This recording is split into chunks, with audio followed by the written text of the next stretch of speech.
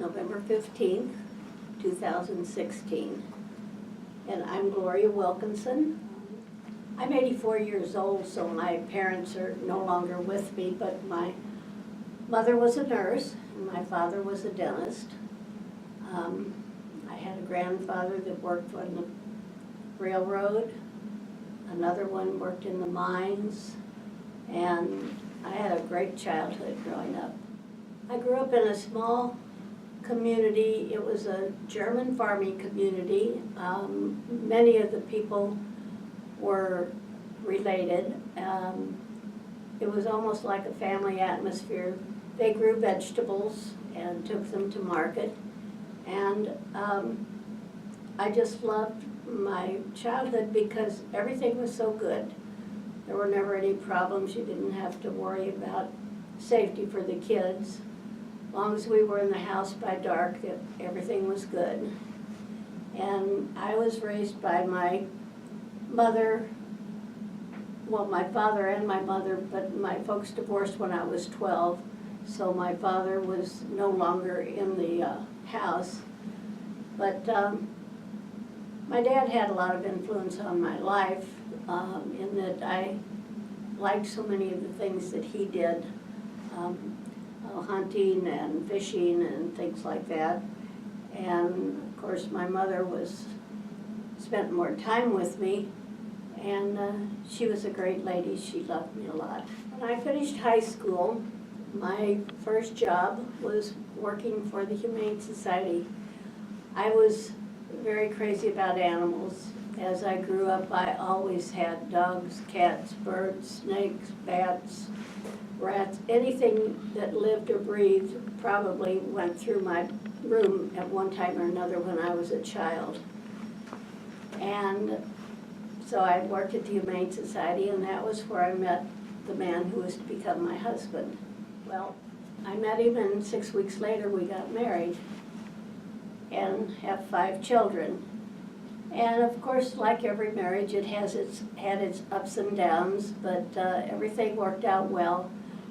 My kids are great. They're all doing pretty much what they want to do in their lives, and they are happy. And I have a few grandchildren, but 2 of my children have never married or had children, so I don't know why, but that's their problem. I guess the best period in my life was, actually there were 2 great periods in my life. Basically my whole life. When I was raising my children, of course, that was a wonderful period. But then when I turned 50 and my marriage was over, my children were grown at that time. They were all out on their own. I decided it was time for me to follow my dream. So when I was 50 and was single again, my dream was always to be in the circus, always. I saw my first circus when I was about 8 years old, and it was such a wonderful experience. I saw the great Eunice do his one-finger stand on top of the light globe. I saw the Loyal Rabinsky family doing their bareback riding act. It was just a wonderful thing to see, and I knew that sometime in my life I wanted to be there. Well, when I was 51 and on my own, I became a clown. And I spent 2 years as a clown entertaining children at birthday parties and any other events that they needed a clown for. And then when I was 53, the circus came to town. Ringling Brothers Barnum and Bailey Circus came to St. Louis, and I baked a big batch of cookies and took them down and told the man at the back door that I wanted to see the clowns. I had cookies for them.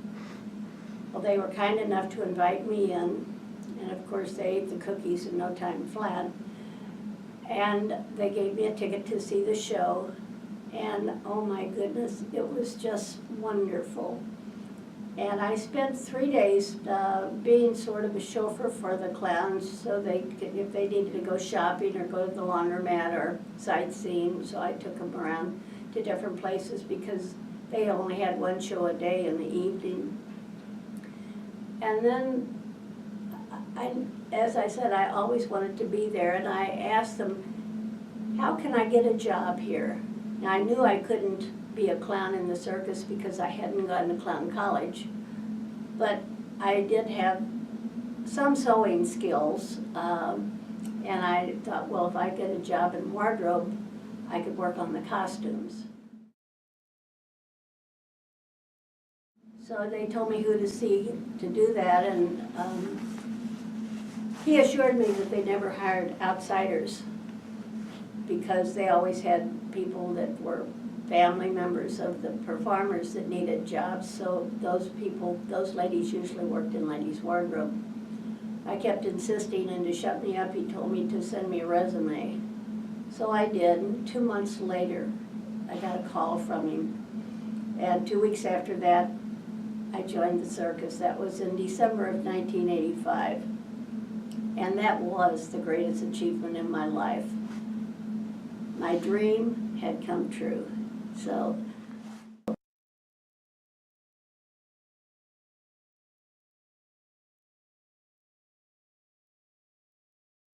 dreams can come true, but you have to work to make that happen. Nothing comes to you. You have to go after what you really want. I always like to say that doors don't open for you, you have to kick them open. And as far as greatest regrets, I really don't have any regrets because my life has been so good. My children are all healthy and have wonderful families and are happy with their lives, and I'm happy with my life, so I really don't have any regrets about my life at all. It's been a great life. I'm not sure if I mentioned this or not, but I am 84 years old, so it's been one heck of a ride. And growing up were things that I didn't have but wanted.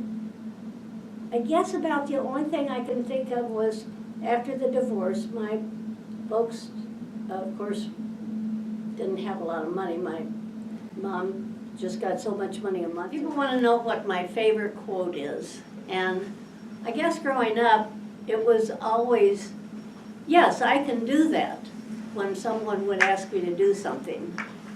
Well, I had no clue, of course, how to do it, but I learned early on that you go and get a book and you read about it, and then you figure it out. But I've always been pretty creative, so it's worked for me. So as I was growing up, there were very few things that I really wanted that I didn't have.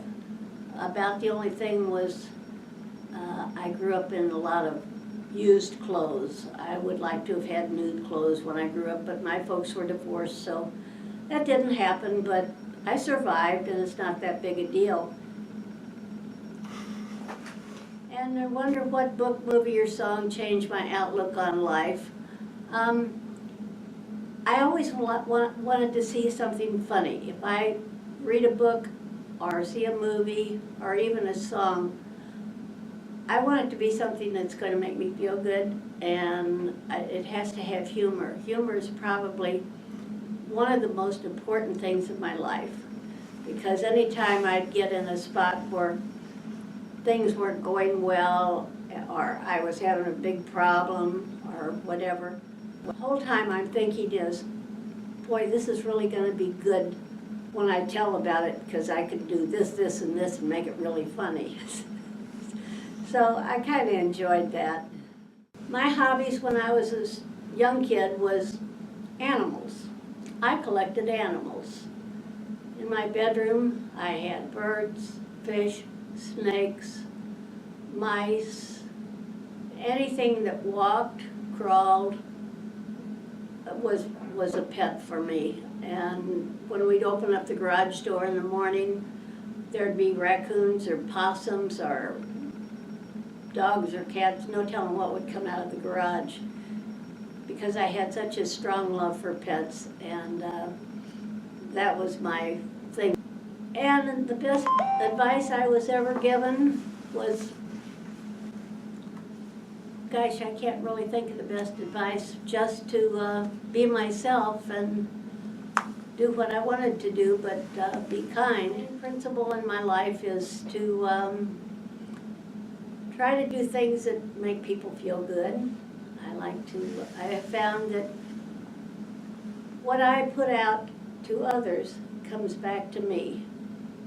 And if I do a favor or I'm kind to some person, it'll come back to me. Maybe not from that person, but I strongly believe that whatever you put out comes back to you. And if you put out good, it'll come back to you. It works for me. Life after death, I don't know about that. I'm like to hope that there is life after death, but I guess I'll just have to wait and find that out on my own. I guess the things that I want people to remember me for is my sense of humor. I always try to help people when I could. There's a young man that I mentored that wanted to be in show business, and I met him in an acting class 20 years ago, and I got him into the business, and now he's the human volcano, and he's out working on a circus. I think it's important to help people follow their dreams, because I had a lot of help from a lot of people along the way, and I was able to follow my dreams. And I would always tell people to be honest, be kind, and just try to do things that will make other people laugh, because laughter is so important. It's an important part of life. If I had 3 wishes, of course, everyone wishes for world peace. And I know that sounds kind of corny, but we all want the best life for our children, and for their children, and for their children. The other thing would be to wish that they all were able to follow their dream the way I've been able to follow my dream, because I've had one great ride and I've really enjoyed it. And just to have the children think about me and hopefully have learned some things about me that they can use in their life, such as following their dream. Well, I don't know how we came on time. One of the fun things I've done is spend time with my grandkids. Now, I started writing a book about my second life, which started when I was 50 years old, and I still have a few years to go before that one's finished, and then I can start in another, who knows.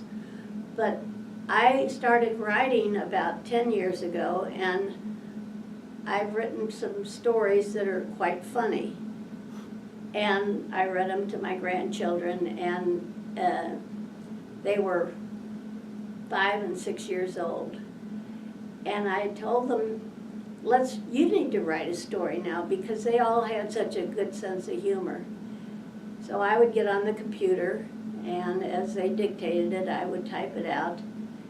And sometimes I'd have to stop them and say, now wait a minute, that's Grandma's story, that's not yours. You have to come up with your own ideas. And they would. So they each wrote about 8 or 10 stories, and I made a little book for them. And I was so proud of them, and because they had such joy doing it. And I know they'll, I guess that's one of my great achievements, is to see my grandkids have happy lives and enjoy their life.